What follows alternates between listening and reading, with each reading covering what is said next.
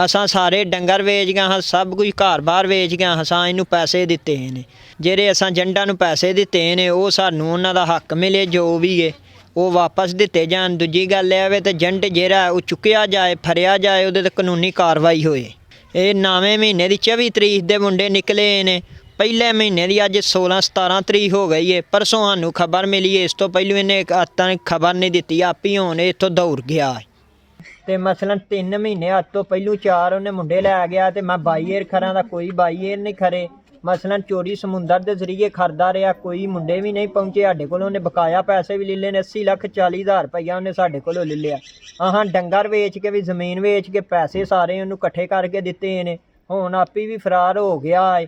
ਹੁਣ ਅਸੀਂ ਇਹ ਅਪੀਲ ਕਰਨੇ ਆ ਤੇ ਸਾਡੇ ਮੁੰਡੇ ਵੀ ਪਹੁੰਚਣ ਤੇ ਸਾਨੂੰ ਇਹਦੇ ਕੋਲ पैसे भी लैके जेरे ने लब्बन। एजेंट है वो हमारे गांव का है, तो उसने ये बताया कि बायर लेके जाएंगे अबू बकर को, लेकिन यहाँ से वो मर्तानिया बायर लेकर गए हैं, लेकिन वहाँ से जाके उन्होंने जो डंकी लगाई है वहाँ पे जाके उनका आपस में क्लैश हुआ है। एजेंटों का पैसों का लेन देन था या जो भी मामला था, तो वहाँ पे जाके इनके आपस में लड़ाई की वजह से अबू बकर जो बच्चा बच गया उज़ैर बट, वो भी हमारे मोहल्ले का ही है, उसने बताया कि एजेंटों ने आपस का जो लेन देन था उसकी वजह से रोज़ाना के 2-3 जो लड़के थे उनको करके समंदर में फेंक देते थे।